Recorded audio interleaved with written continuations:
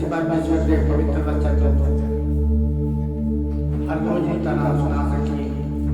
परमेश्वर ने साथ पूरा हफ्ता संभालिया, मदद किया ते सहायता किया है।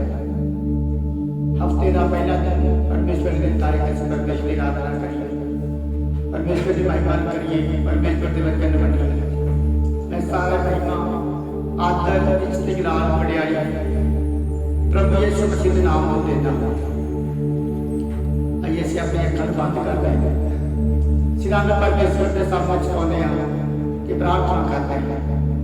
जिंदा ते मेहरबान यहोवा परमेश्वर प्रभु यीशु थाड़ा धन्यवाद करता हूँ जो तुसी हो तक अपने लोगों को संभाल के रखे ताड़ी पाप में पवित्र हजूरी प्रभु यीशु ताड़े लोगों के साथ बने रहे। मैं ताड़ा धन्यवाद करता हूँ।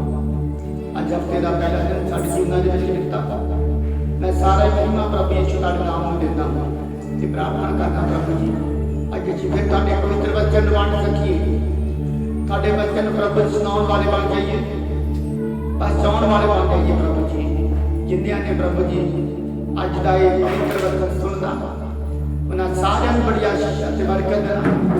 मैं अपने आप में भी मेरे प्रभु यीशु राजा थाड़े ज्ञान सामर्थ्य पवित्र ते जोरावर में सौंप देता हूँ प्रभु जी। जो कुछ बोलिया जाए सारा कुछ यीशु ताड़े पवित्र आत्मा द्वारा हो। तुसी बड़ी मदद करते सहायता करना ते बरकत छोटी जी बेनती सुनो ते कबूल करो। बेनती प्यारे प्रभु यीशु मसीह के नाम मांगते हैं, आमीन, हालेलुया।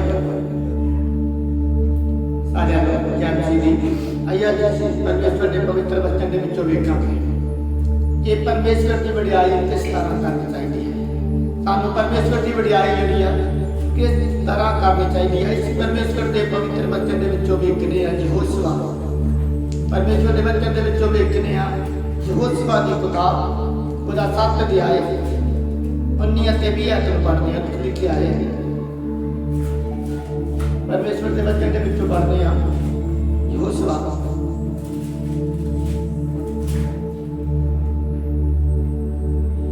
यहोशुआ ने अकान को आख्या, हे मेरे पुत्र यहोवा इस्राएल के परमेश्वर की महिमा कर अते उस नूं वडियाई दे अते तू हुण मैनूं दस भाई तैं की कीता है अते मैं तो लुका ना। तां अकान ने यहोशुआ नूं उत्तर दिता कि मैं सचमुच यहोवा इस्राएल के परमेश्वर का पाप कीता है अते मैं एवं कीता है। हालेलुया। जो परमेश्वर के पवित्र वचन में तुसीं वेखिया है, लिखिया कि परमेश्वर के दास यहोशुआ ने अकान नूं आख्या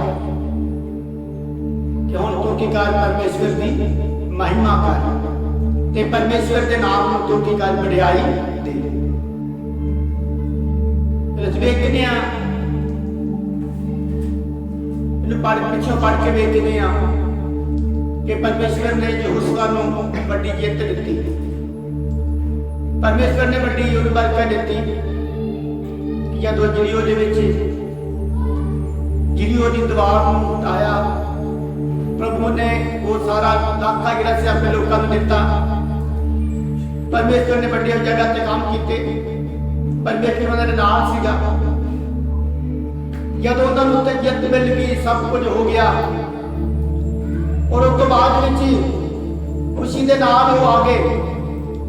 एक उन्हें दूसरी जगह पे लड़ाई करनी सी, उन्हें अपने लोगों को भेजिया कि जाओ उस आई का पता करके आओ कि उतों के लोग कितना दे, उतों का खोज लैके भी आओ।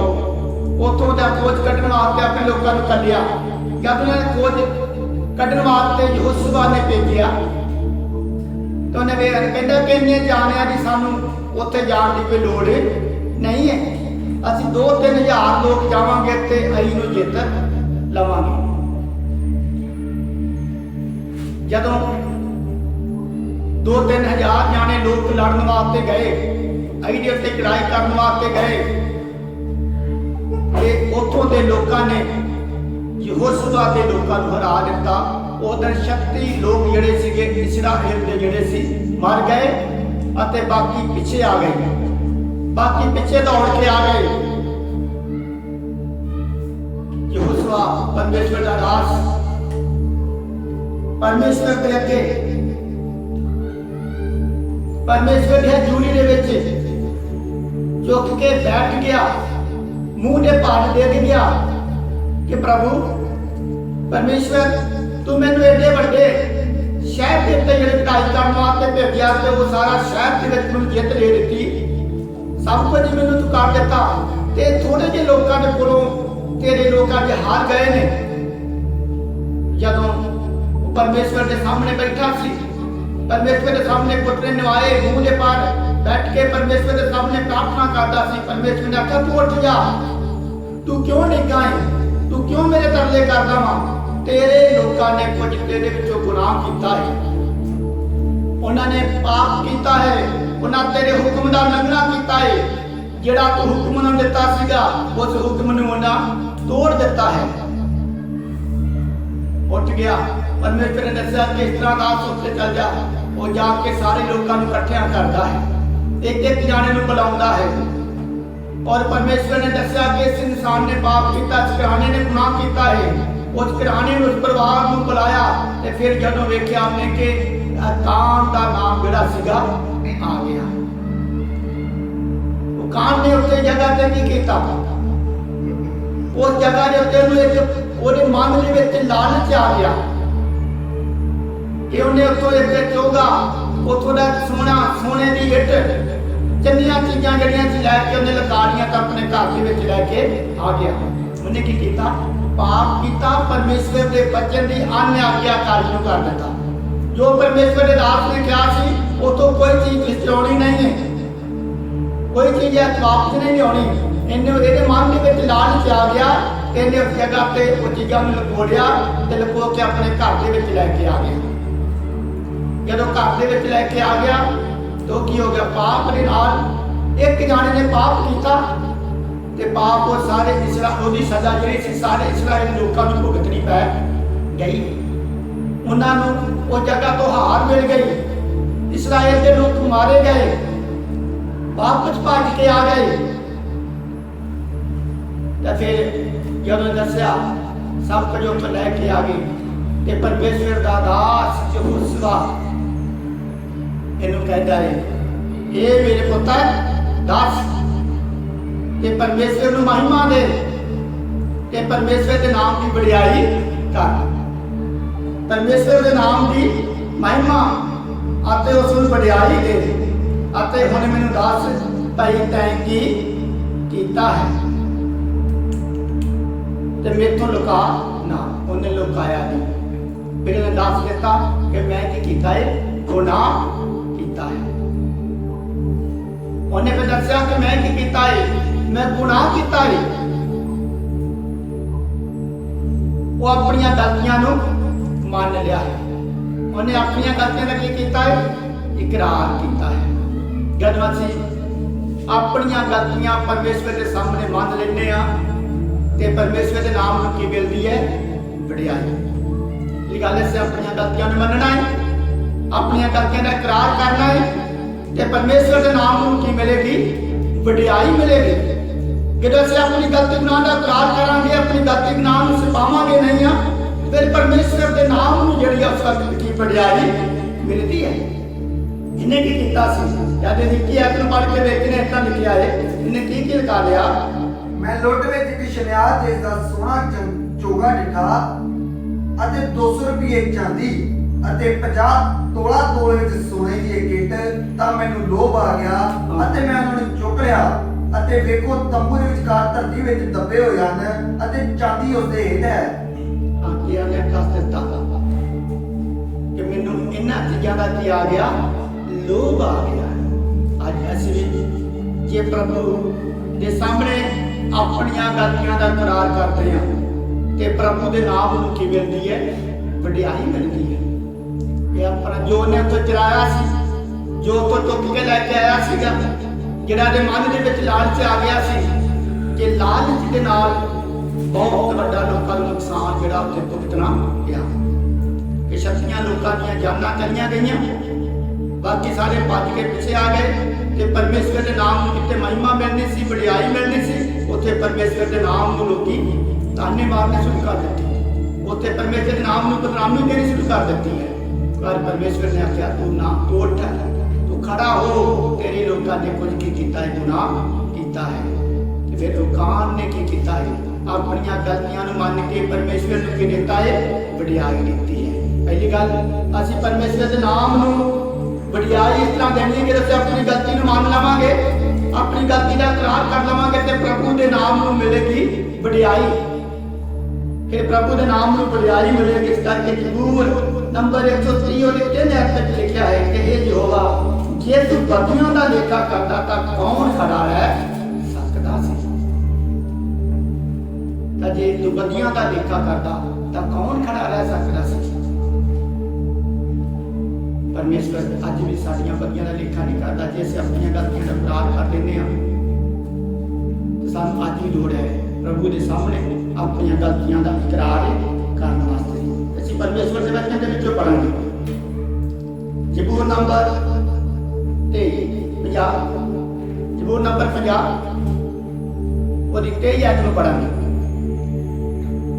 ਜਿਹੜਾ ਧੰਨਵਾਦ ਦਾ ਬਲੀਦਾਨ ਚੜਾਉਂਦਾ ਹੈ ਉਹ ਮੇਰੀ ਵਡਿਆਈ ਕਰਦਾ ਹੈ, ਅਤੇ ਜਿਹੜਾ ਆਪਣੀ ਚਾਲ ਸੁਧਾਰਦਾ ਹੈ। ਧੰਨਵਾਦ ਦਾ ਬਲੀਦਾਨ ਚੜਾਉਂਦਾ ਹੈ, ਉਹ ਕੀ ਕਰਦਾ? ਮੇਰੀ ਵਡਿਆਈ ਕਰਦਾ ਹੈ। ਧੰਨਵਾਦ, ਜਦੋਂ ਅਸੀਂ ਧੰਨਵਾਦ ਦੀ ਬਲੀ, ਧੰਨਵਾਦ ਦੀ ਭੇਂਟ ਪਰਮੇਸ਼ਵਰ ਨੂੰ ਚੜਾਉਂਦੇ ਆ ਤੇ ਪਰਮੇਸ਼ਵਰ ਨੂੰ ਕੀ ਮਿਲਦੀ ਹੈ? ਵਡਿਆਈ। ਫਿਰ ਅਸੀਂ ਧੰਨਵਾਦ ਦੀ ਭੇਂਟ ਚੜਾਉਣੀ ਹੈ। ਜੋ ਪਰਮੇਸ਼ਵਰ ਸਾਡੇ ਜੀਵਨ 'ਚ ਕੰਮ ਕਰਦਾ ਹੈ, ਜੋ ਪਰਮੇਸ਼ਵਰ ਨੇ ਸਾਨੂੰ ਬਰਕਤ ਦਿੱਤੀ ਹੈ, ਅਸੀਂ ਉਹਦਾ ਧੰਨਵਾਦ ਕਰਨਾ ਹੈ। ਧੰਨਵਾਦ ਕਰਕੇ ਭੇਂਟ ਚੜਾਉਣੀ ਹੈ ਤੇ ਫਿਰ ਕੀ ਮਿਲੇਗੀ? ਪਰਮੇਸ਼ਵਰ ਨੂੰ ਵਡਿਆਈ ਮਿਲੇਗੀ। ਧੰਨਵਾਦ ਕਰਦੇ ਆ, ਪਰਮੇਸ਼ਵਰ ਨੂੰ ਕੀ ਦੇਣੀ ਹੈ? ਵਡਿਆਈ ਦੇਣੀ ਹੈ। ਹਾਂ, ਅਤੇ ਜਿਹੜਾ ਆਪਣੀ ਚਾਲ ਸੁਧਾਰਦਾ ਹੈ, ਜਿਹੜਾ ਆਪਣੀ ਚਾਲ ਨੂੰ ਸੁਧਾਰਦਾ ਹੈ, ਮੈਂ ਉਹਨੂੰ ਪਰਮੇਸ਼ਰ ਦੀ ਮੁਕਤੀ ਵਿਖਾਵਾਂਗਾ। ਮੈਂ ਉਹਨੂੰ ਪਰਮੇਸ਼ਵਰ ਦੀ ਮੁਕਤੀ ਵਿਖਾਵਾਂਗਾ। ਕੀ ਕਰਨਾ ਸੀ? ਧੰਨਵਾਦ ਕਰਕੇ ਪਰਮੇਸ਼ਵਰ ਨੂੰ ਕੀ ਦੇਣੀ ਹੈ? ਵਡਿਆਈ ਦੇਣੀ ਹੈ। ਧੰਨਵਾਦ ਦੇ ਨਾਲ ਪਰਮੇਸ਼ਵਰ ਨੂੰ ਵਡਿਆਈ ਦੇਣੀ ਹੈ। ਧੰਨਵਾਦ ਦੇ ਨਾਲ ਪਰਮੇਸ਼ਵਰ ਦੀ ਮਹਿਮਾ ਕਰਨੀ ਹੈ। ਧੰਨਵਾਦ ਦੀ ਭੇਂਟ ਚੜਾ ਕੇ ਅਸੀਂ ਪਰਮੇਸ਼ਵਰ ਨੂੰ ਵਡਿਆਈ ਦੇਣੀ ਹੈ, ਜੋ ਉਹਨੇ ਸਾਡੇ ਜੀਵਨ ਦੇ ਵਿੱਚ ਕੰਮ ਕੀਤਾ ਹੈ। ਜਿਹੜਾ ਕੰਮ ਪਰਮੇਸ਼ਵਰ ਨੇ ਸਾਡੇ ਜੀਵਨ ਦੇ ਵਿੱਚ ਕੀਤਾ ਹੈ, ਅਸੀਂ ਧੰਨਵਾਦ ਦੀ ਭੇਂਟ ਚੜਾਉਣੀ ਹੈ ਤੇ ਫਿਰ ਪਰਮੇਸ਼ਵਰ ਦੇ ਨਾਮ ਨੂੰ ਕੀ ਮਿਲੇਗੀ? ਵਡਿਆਈ। ਫਿਰ ਪਰਮੇਸ਼ਵਰ ਦੇ ਨਾਮ ਨੂੰ ਵਡਿਆਈ ਮਿਲੇਗੀ। ਇਸ ਕਰਕੇ ਜਬੂਰ ਨੰਬਰ 34 ਉਹਦੇ ਪਹਿਲੇ ਅੱਖਰ ਵਿੱਚ ਲਿਖਿਆ ਹੈ, ਮੈਂ ਹਰ ਵੇਲੇ ਯਹੋਵਾ ਨੂੰ ਮੁਬਾਰਕ ਆਖਾਂਗਾ ਤੇ ਉਹਦੀ ਉਸਤਤ ਸਦਾ ਮੇਰੇ ਮੂੰਹ ਵਿੱਚ ਹੋਵੇਗੀ। ਉਹਦੀ ਉਸਤਤ ਜਿਹੜੀ ਆ ਸਦਾ ਸਾਡੇ ਮੂੰਹ ਦੇ ਵਿੱਚ ਹੋਣੀ ਚਾਹੀਦੀ ਹੈ। ਧੰਨਵਾਦ ਦੀ ਭੇਂਟ ਚੜਾ ਕੇ, ਧੰਨਵਾਦ ਦਾ ਬਲੀਦਾਨ ਚੜਾ ਕੇ ਪਰਮੇਸ਼ਵਰ ਨੂੰ ਵਡਿਆਈ ਦੇਣੀ ਹੈ। ਧੰਨਵਾਦ ਦੀ ਭੇਂਟ ਚੜਾ ਕੇ ਪਰਮੇਸ਼ਵਰ ਨੂੰ ਵਡਿਆਈ ਦੇਣੀ ਹੈ। ਕਰਕੇ ਪਰਮੇਸ਼ਵਰ ਦਾ ਦਾਸ ਲਿਖਦਾ ਹੈ, ਮੈਂ ਹਰ ਵੇਲੇ ਯਹੋਵਾ ਨੂੰ ਮੁਬਾਰਕ ਆਖਾਂਗਾ ਤੇ ਉਹਦੇ ਨਾਮ ਨੂੰ ਵਡਿਆਈ ਦੇਵਾਂਗਾ। ਅਸੀਂ ਹਰ ਵੇਲੇ ਪਰਮੇਸ਼ਵਰ ਨੂੰ ਵਡਿਆਈ ਦੇਣ ਵਾਲੇ ਬਣਨਾ ਹੈ। ਹਰ ਵੇਲੇ ਅਸੀਂ ਪਰਮੇਸ਼ਵਰ ਨੂੰ ਧੰਨਵਾਦ ਦੀ ਭੇਂਟ ਚੜਾਉਣ ਵਾਲੇ ਬਣਨਾ ਹੈ। ਬੱਚੇ ਵਿੱਚ ਵੇਖਦੇ ਹਾਂ ਬਹੁਤ ਸਾਰੇ ਲੋਕਾਂ ਨੇ ਧੰਨਵਾਦ ਦੀ ਭੇਂਟ ਜਿਹੜੀ ਸੀ ਚੜਾਈ ਪਰਮੇਸ਼ਵਰ ਦੇ ਸਾਹਮਣੇ। ਆਪਣੀਆਂ ਗਲਤੀਆਂ ਗੁਨਾਹਾਂ ਦਾ ਇਕਰਾਰ ਕਰਕੇ ਵੀ ਧੰਨਵਾਦ ਦੀ ਭੇਂਟ ਚੜਾਈ। ਪਰਮੇਸ਼ਵਰ ਨੇ ਬਹੁਤ ਸਾਰੇ ਲੋਕਾਂ ਨੂੰ ਬਰਕਤ ਦਿੱਤਾ। ਪਰਮੇਸ਼ਵਰ ਨੇ ਉਹਨਾਂ ਨੇ ਪਰਮੇਸ਼ਵਰ ਦੇ ਸਾਹਮਣੇ ਧੰਨਵਾਦ ਦੀ ਭੇਂਟ ਨੂੰ ਚੜਾਇਆ। ਅਸੀਂ ਪਰਮੇਸ਼ਵਰ ਦਾ ਧੰਨਵਾਦ ਕਰਨਾ ਹੈ। ਜੋ ਪਰਮੇਸ਼ਵਰ ਸਾਨੂੰ ਬਰਕਤ ਦਿੰਦਾ ਹੈ, ਜਿਹੜਾ ਪਰਮੇਸ਼ਵਰ ਸਾਨੂੰ ਆਸੀਸ ਦਿੰਦਾ ਹੈ, ਅਸੀਂ ਧੰਨਵਾਦ ਦੀ ਭੇਂਟ ਦੇ ਨਾਲ ਉਹਦੀ ਵਡਿਆਈ ਕਰਨਾ ਹੈ। ਜੇ ਅਸੀਂ ਪੜਾਂਗੇ ਪਹਿਲਾ ਕਰੰਥੀਆਂ 6 ਅਧਿਆਇ ਉਹਦੀ 19 ਤੇ 20 ਆਇਤ ਨੂੰ ਪੜਾਂਗੇ। ਅਥਵਾ ਕੀ ਤੁਸੀਂ ਇਹ ਨਹੀਂ ਜਾਣਦੇ ਭਾਈ ਤੁਹਾਡੀ ਦੇਹ ਤੁਹਾਡੇ ਅੰਦਰ ਪਵਿੱਤਰ ਆਤਮਾ ਦੀ ਅਕਲ ਹੈ, ਜਿਹੜੀ ਤੁਹਾਨੂੰ ਪਰਮੇਸ਼ਰ ਦੀ ਵੱਲੋਂ ਮਿਲੀ ਹੈ, ਅਤੇ ਤੁਸੀਂ ਆਪਣੇ ਆਪ ਦੇ ਨਹੀਂ, ਤੁਸੀਂ ਤਾਂ ਮੁੱਲ ਨਾਲ ਲਏ ਹੋਏ ਹੋ। ਇਸ ਲਈ ਆਪਣੀ ਦੇਹੀ ਨਾਲ ਪਰਮੇਸ਼ਰ ਦੀ ਵਡਿਆਈ ਕਰੋ। ਆਪਣੀ ਦੇਹੀ ਦੇ ਨਾਲ ਕੀ ਕਰੋ? ਪਰਮੇਸ਼ਵਰ ਦੀ ਵਡਿਆਈ ਕਰੋ। ਇਸ ਦੀ ਗੱਲ ਅਸੀਂ ਆਪਣੀ ਦੇਹੀ ਦੇ ਨਾਲ, ਆਪਣੇ ਪੂਰੇ ਸਰੀਰ ਦੇ ਨਾਲ, ਦਿਲੋਂ ਪਰਮੇਸ਼ਵਰ ਦੀ ਜਿਹੜੀ ਵਡਿਆਈ ਕਰਨੀ ਹੈ। ਅਸੀਂ ਪਰਮੇਸ਼ਵਰ ਦੀ ਵਡਿਆਈ ਜਿਹੜੀ ਆ ਦੇਹੀ ਦੇ ਨਾਲ, ਪੂਰੇ ਤਨ ਦੇ ਨਾਲ, ਪੂਰੇ ਮਨ ਦੇ ਨਾਲ ਪਰਮੇਸ਼ਵਰ ਦੀ ਮਹਿਮਾ ਅਸੀਂ ਕਰਨੀ ਆ। ਪਰਮੇਸ਼ਵਰ ਦੇ ਨਾਮ ਨੂੰ ਪੂਰੀ ਦੇਹੀ ਦੇ ਨਾਲ, ਪੂਰੇ ਦਿਲ ਦੇ ਨਾਲ ਪਰਮੇਸ਼ਵਰ ਨੂੰ ਵਡਿਆਈ ਦੇਣੀ ਆ। ਕੀ ਲਿਖਿਆ ਹੈ? ਅਥਵਾ ਤੁਸੀਂ ਇਹ ਨਹੀਂ ਜਾਣਦੇ ਭਾਈ ਤੁਹਾਡੀ ਦੇਹ ਪਵਿੱਤਰ ਆਤਮਾ ਦੀ ਹੈਕਲ ਹੈ। ਤੁਹਾਡੀ ਦੇਹ ਜਿਹੜੀ ਆ ਉਹ ਪਵਿੱਤਰ ਆਤਮਾ ਦੀ ਹੈਕਲ ਹੈ। ਅਸੀਂ ਦੇਹ ਨਾ ਪਰਮੇਸ਼ਰ ਦੀ ਵਡਿਆਈ ਦੇਣੀ ਹੈ, ਕਿਉਂਕਿ ਕੀ ਲਿਖਿਆ ਵਚਨ ਕਹਿੰਦਾ ਹੈ? ਅਥਵਾ ਤੁਸੀਂ ਨਹੀਂ ਜਾਣਦੇ ਤੁਹਾਡੀ ਦੇਹ ਜਿਹੜੀ ਤੁਹਾਡੇ ਅੰਦਰ ਤੁਹਾਨੂੰ ਪਰਮੇਸ਼ਰ ਨੇ ਦਿੱਤੀ ਹੈ ਉਹ ਪਵਿੱਤਰ ਆਤਮਾ ਦੀ ਹੈਕਲ ਹੈ। ਇਹ ਸਾਨੂੰ ਪਰਮੇਸ਼ਰ ਨੇ ਦੇਹ ਜਿਹੜੀ ਦਿੱਤੀ ਹੈ, ਅਸੀਂ ਇਸ ਸਰੀਰ ਵਾਸਤੇ ਇਹ ਪਵਿੱਤਰ ਆਤਮਾ ਦੀ ਹੈਕਲ ਆ। ਤਾਂ ਅਸੀਂ ਕੀ ਕਰਨਾ ਹੈ? ਪਰਮੇਸ਼ਰ ਦੀ ਵਡਿਆਈ ਕਰਨਾ ਹੈ ਪੂਰੇ ਸਰੀਰ ਦੇ ਨਾਲ, ਤਨ ਦੇ ਨਾਲ, ਮਨ ਦੇ ਨਾਲ। ਅਸੀਂ ਪਰਮੇਸ਼ਰ ਦੀ ਜਿਹੜੀ ਉਸਤਤ ਕਰਨੀ ਹੈ। ਅੱਗੇ ਜਿਹੜੀ ਤੁਹਾਨੂੰ ਪਰਮੇਸ਼ਰ ਦੇ ਵੱਲੋਂ ਮਿਲੀ ਹੈ, ਜਿਹੜੀ ਤੁਹਾਨੂੰ ਪਰਮੇਸ਼ਰ ਦੇ ਵੱਲੋਂ ਮਿਲੀ ਹੈ, ਸਾਨੂੰ ਧੰਨਵਾਦ ਕਰਨਾ ਚਾਹੀਦਾ ਹੈ ਪਰਮੇਸ਼ਰ ਦਾ। ਪਰਮੇਸ਼ਰ ਦੀ ਵਡਿਆਈ ਕਰਨੀ ਚਾਹੀਦੀ ਹੈ ਕਿ ਪ੍ਰਭੂ ਤੁਸੀਂ ਸਾਨੂੰ ਇਹ ਸਰੀਰ ਦਿੱਤਾ ਹੈ। ਪ੍ਰਭੂ ਤੁਹਾਡਾ ਧੰਨਵਾਦ ਹੈ ਕਿ ਤੁਸੀਂ ਸਾਨੂੰ ਇਹ ਜ਼ਿੰਦਗੀ ਦਿੱਤੀ ਹੈ। ਪ੍ਰਭੂ ਤੁਹਾਡਾ ਧੰਨਵਾਦ ਹੈ ਕਿ ਤੁਸੀਂ ਸਾਨੂੰ ਜੀਵਨ ਬਖਸ਼ਿਆ ਹੈ। ਪ੍ਰਭੂ ਤੁਹਾਡਾ ਧੰਨਵਾਦ ਹੈ ਕਿ ਤੁਸੀਂ ਸਾਨੂੰ ਇਸ ਧਰਤੀ ਦੇ ਉੱਪਰ ਜਿਉਂਦੇ ਵੀ ਰੱਖਿਆ ਹੈ। ਜਿਹੜੀ ਤੁਹਾਨੂੰ ਪਰਮੇਸ਼ਰ ਦੀ ਵੱਲੋਂ ਮਿਲੀ ਹੈ, ਜਿਹੜੀ ਤੁਹਾਨੂੰ ਪਰਮੇਸ਼ਰ ਦੀ ਵੱਲੋਂ ਮਿਲੀ ਹੈ। ਅਸੀਂ ਆਪਣੇ ਆਪ ਦੇ ਨਹੀਂ ਹੋ, ਅਸੀਂ ਆਪਣੇ ਆਪ ਦੇ ਨਹੀਂ ਹਾਂ। ਇਹ ਸਰੀਰ ਜਿਹੜਾ ਹੈ, ਇਹ ਦੇਹ ਜਿਹੜੀ ਹੈ ਸਾਨੂੰ ਪਰਮੇਸ਼ਰ ਦੇ ਵੱਲੋਂ ਮਿਲੀ ਹੈ, ਸਾਨੂੰ ਪਰਮੇਸ਼ਰ ਨੇ ਦਿੱਤੀ ਹੋਈ ਹੈ। ਇਹ ਪਰਮੇਸ਼ਰ ਦੀ ਦੇਣ ਹੈ।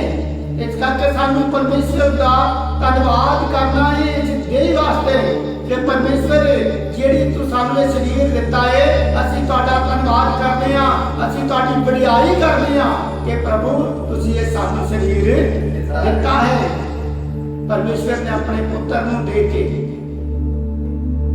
ਤੇ ਉਹਦੇ ਲਹੂ ਦੇ ਨਾਲ ਸਾਨੂੰ ਕੀ ਮੁੱਲ ਲੈ ਕੇ ਖਰੀਦ ਕੇ ਦਿੱਤਾ, ਕਿਉਂਕਿ ਦੇਹ ਵੀ ਸਾਡੀ ਆਪਣੀ ਨਹੀਂ ਹੈ, ਇਹ ਸਰੀਰ ਵੀ ਸਾਡਾ ਆਪਣਾ ਨਹੀਂ ਹੈ।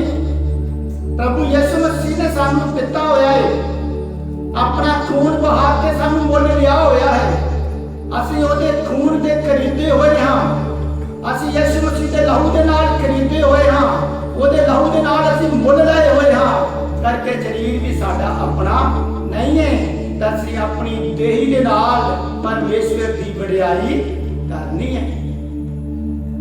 ਆਪਣੇ ਦੇਹੀ ਦੇ ਨਾਲ ਅਸੀਂ ਪਰਮੇਸ਼ਰ ਦੀ ਵਡਿਆਈ ਕਰਨੀ ਹੈ ਕਿ ਪ੍ਰਭੂ ਇਹ ਤੂੰ ਅਸੀਂ ਸਾਡੇ ਜੀਵਨ ਦੇ ਵਿੱਚੋਂ ਤੇਰੇ ਹੀ ਨਾਮ ਨੂੰ ਮਹਿਮਾ ਮਿਲੇ, ਤੇਰੇ ਨਾਮ ਨੂੰ ਪ੍ਰਭੂ ਆਦਰ ਮਿਲੇ, ਤੇਰੇ ਨਾਮ ਨੂੰ ਪ੍ਰਭੂ ਇਹ ਵਡਿਆਈ ਮਿਲੇ ਕਿ ਤੂੰ ਸਾਨੂੰ ਸਰੀਰ ਦਿੱਤਾ ਹੈ, ਸਾਨੂੰ ਚੱਲਣ ਫਿਰਨ ਵਾਸਤੇ ਸਾਡੀ ਮਦਦ ਕੀਤਾ ਹੈ, ਸਾਡੀ ਸਹਾਇਤਾ ਕੀਤੀ ਹੈ। ਕਿੰਨੇ ਲੋਕ ਸੀ ਜਿਨ੍ਹਾਂ ਨੂੰ ਸਰੀਰ ਮਿਲਿਆ ਪਰ ਉਹ ਕੀ ਹੋ ਗਏ? ਨਾਸ਼ ਹੋ ਗਏ। ਉਹ ਆਪਣੀ ਉਮਰ ਪੂਰੀ ਕਰ ਸਕੇ ਹੀ ਨਹੀਂ ਹੈ। ਕਈ ਆਪਣੇ ਪਾਪ ਦੇ ਵਿੱਚ ਮਰ ਗਏ ਕਿਉਂਕਿ ਉਹਨਾਂ ਨੇ ਆਪਣੀ ਦੇਹੀ ਦੇ ਨਾਲ ਪਰਮੇਸ਼ਰ ਦਾ ਧੰਨਵਾਦ ਨਹੀਂ ਕੀਤਾ, ਪਰਮੇਸ਼ਰ ਦੀ ਵਡਿਆਈ ਨਹੀਂ ਕੀਤੀ, ਪਰਮੇਸ਼ਰ ਦੇ ਨਾਮ ਨੂੰ ਆਦਰ ਨਹੀਂ ਕਰ ਦਿੱਤਾ। ਪਰ ਅਸੀਂ ਜਿੰਨੇ ਜਿਉਂਦੇ ਆ ਸਾਨੂੰ ਆਪਣੇ ਦੇਹ ਵਾਸਤੇ ਵੀ ਪਰਮੇਸ਼ਰ ਨੂੰ ਵਡਿਆਈ ਦੇਣੀ ਚਾਹੀਦੀ ਹੈ ਕਿ ਪ੍ਰਭੂ ਇਹ ਦੇਹ, ਇਹ ਸਰੀਰ ਤੁਸੀਂ ਸਾਨੂੰ ਜਿਹੜਾ ਦਿੱਤਾ ਸੀ, ਸਾਡਾ ਤੁਸੀਂ ਮੁੱਲ ਲਿਆ ਹੈ, ਖਰੀਦਿਆ ਹੋਇਆ ਹੈ। ਇਹ ਜਿਹੜਾ ਸਰੀਰ ਸਾਡਾ ਨਹੀਂ ਹੈ। ਪ੍ਰਭੂ ਇਹ ਤੇ ਤੁਹਾਨੂੰ ਸਰੀਰ ਦਿੱਤਾ ਹੈ, ਅਸੀਂ ਤੁਹਾਡਾ ਧੰਨਵਾਦ ਕਰਦੇ ਹਾਂ, ਅਸੀਂ ਇਸ ਸਰੀਰ ਨਾਲ ਤੁਹਾਡੀ ਵਡਿਆਈ ਕਰਦੇ ਹਾਂ। ਸਾਡੇ ਨਾਮ ਨੂੰ ਪ੍ਰਭੂ ਜੀ ਇਹ ਆਦਰ ਵੀ ਦਿੰਦੇ ਹਾਂ। ਅਸੀਂ ਇਸ ਦੇਹ ਦੇ ਨਾਲ ਪਰਮੇਸ਼ਰ ਨੂੰ ਵਡਿਆਈ ਦੇਣ ਵਾਲੇ ਬਣਨਾ ਹੈ। ਕਿ ਅਸੀਂ ਪੜਾਂਗੇ ਯਹੂਨਾ ਦੀ 15 ਅਧਿਆਇ 8 ਵਿੱਚ ਲਿਖਿਆ ਹੈ,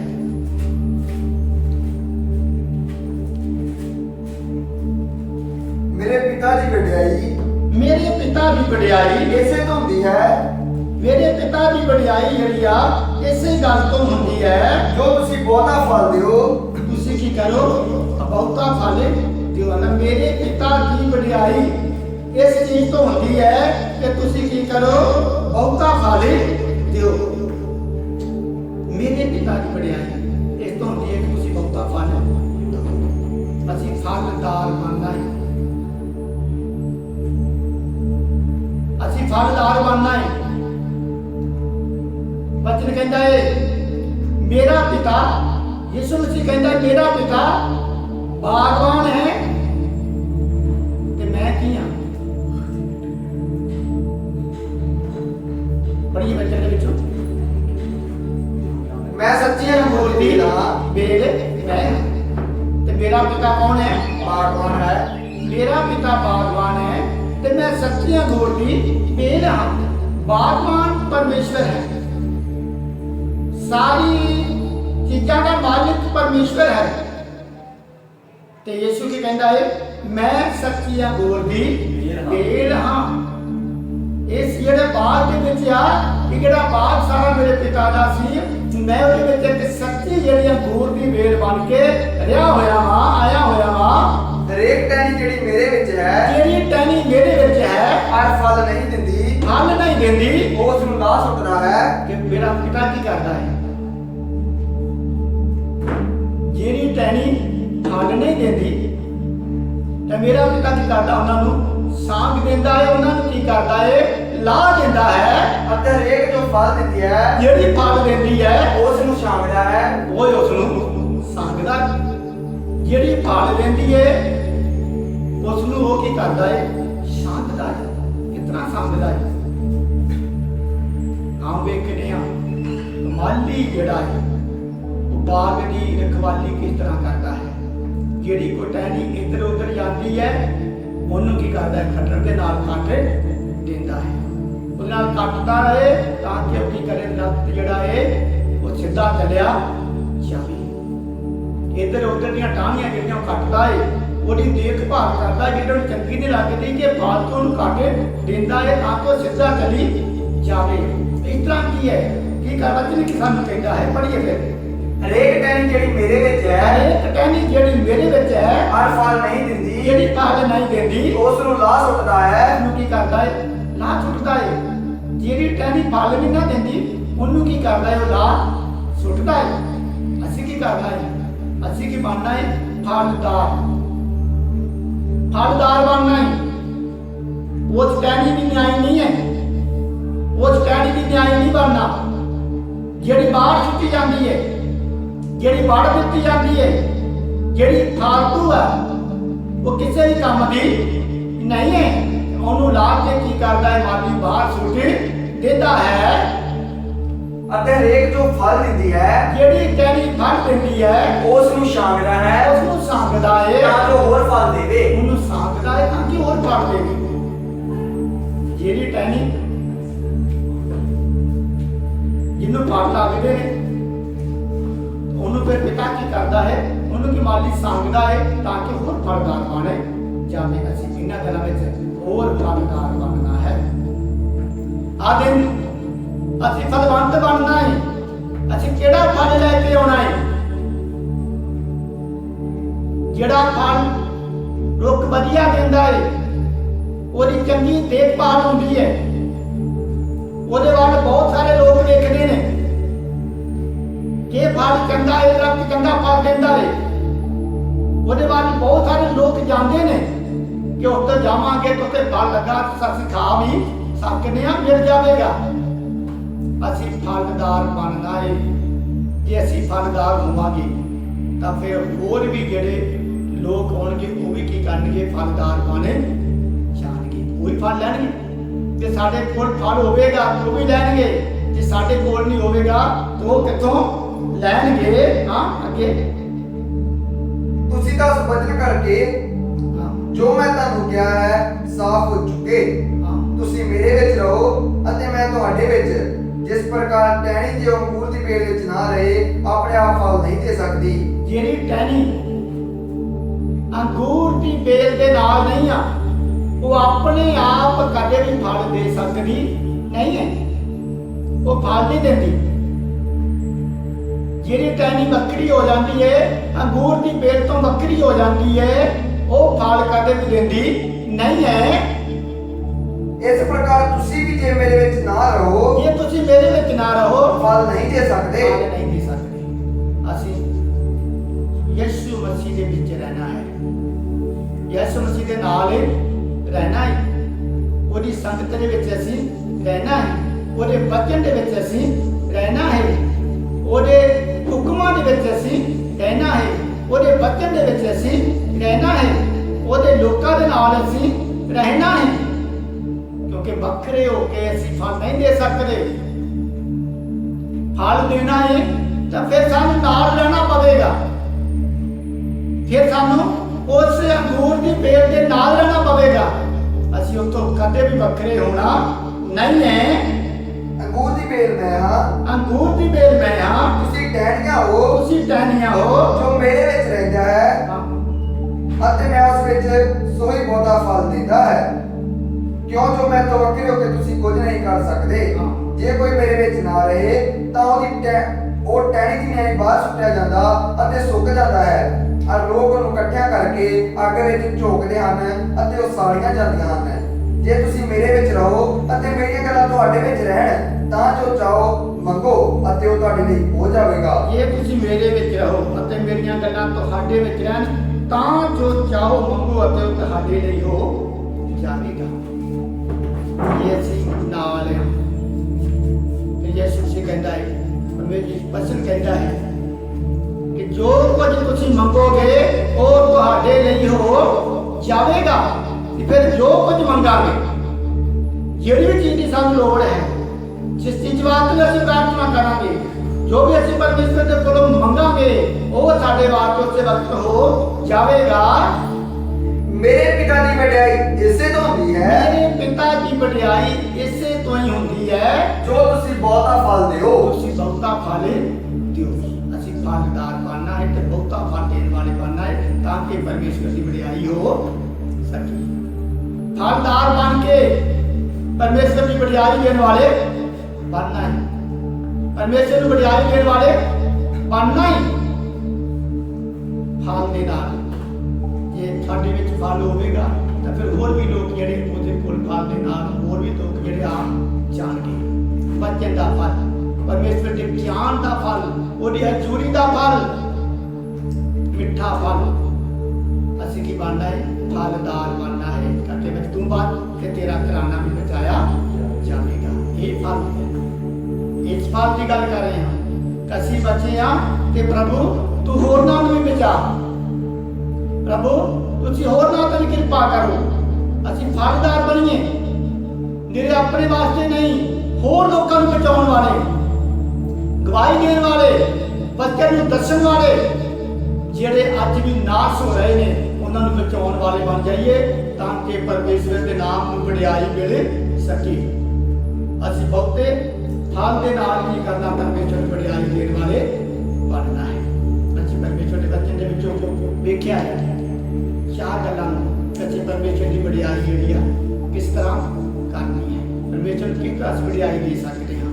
ਪਹਿਲੀ ਗੱਲ, ਅਸੀਂ ਆਪਣੀਆਂ ਗਲਤੀਆਂ ਗੁਨਾਹ ਦਾ ਇਕਰਾਰ ਕਰਕੇ, ਆਪਣੇ ਪਾਪਾਂ ਨੂੰ ਮੰਨ ਕੇ ਪ੍ਰਭੂ ਦੀ ਹਜ਼ੂਰੀ ਦੇ ਵਿੱਚ ਤੇ ਪ੍ਰਭੂ ਦੇ ਨਾਮ ਨੂੰ ਕੀ ਦੇਣੇ, ਵਡਿਆਈ ਦੇਣ ਵਾਲੇ ਬਣ ਜਾਂਦੇ ਹਾਂ।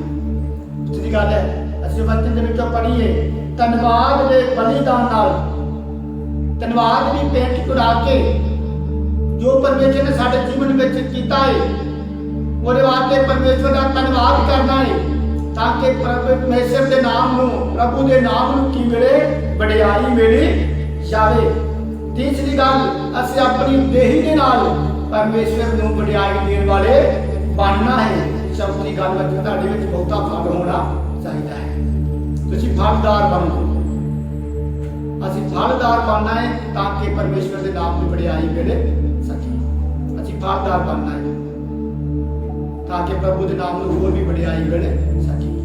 ਇਹਨਾਂ ਵਚਨਾਂ ਦੁਆਰਾ ਪ੍ਰਭੂ ਤੁਹਾਨੂੰ ਸਭ ਨੂੰ ਬਰਕਤ ਅਤੇ ਆਸ਼ੀਸ਼ ਦੇਵੇ। ਅਜੇ ਸਿੱਖ ਭਾਈ ਫਿਰ ਤੋਂ ਆਪਣੀ ਅੱਖਾਂ ਨੂੰ ਬੰਦ ਕਰਦੇ ਹਾਂ ਤੇ ਸਿਰਾਂ ਨੂੰ ਪਰਮੇਸ਼ਰ ਦੇ ਸਾਹਮਣੇ ਝੁਕਾਉਂਦੇ ਹਾਂ ਤੇ ਪ੍ਰਾਰਥਨਾ ਕਰਦੇ ਹਾਂ। ਜਿੰਦਾ ਤੇ ਮਹਾਨ ਪਰਮੇਸ਼ਰ, ਪ੍ਰਭੂਆਂ ਦੇ ਪ੍ਰਭੂ, ਰਾਜਿਆਂ ਦੇ ਰਾਜਾ, ਮੈਂ ਤੁਹਾਡਾ ਧੰਨਵਾਦ ਕਰਦਾ ਹਾਂ ਜੋ ਤੁਸੀਂ ਸਾਨੂੰ ਸਮਾਂ ਦਿੱਤਾ ਹੈ ਕਿ ਅੱਜ ਪ੍ਰਭੂ ਯਿਸੂ ਰਾਜਾ ਤੁਹਾਡੇ ਬੱਚਿਆਂ ਨੂੰ ਅਸੀਂ ਪ੍ਰਭੂ ਜੀ ਸੁਣਾ ਸਕੀਏ, ਦੱਸ ਸਕੀਏ। ਪ੍ਰਭੂ ਜੀ ਮੈਂ ਤੁਹਾਡੇ ਜਿੰਦਾ ਨਾਮ ਦੀ ਤਾਰੀਫ ਅਤੇ ਮਹਿਮਾ ਕਰਦਾ ਹਾਂ ਕਿ ਤੁਸੀਂ ਅੱਜ ਸਾਨੂੰ ਆਪਣਾ ਬੱਚੇ ਦੱਸਣ ਵਾਸਤੇ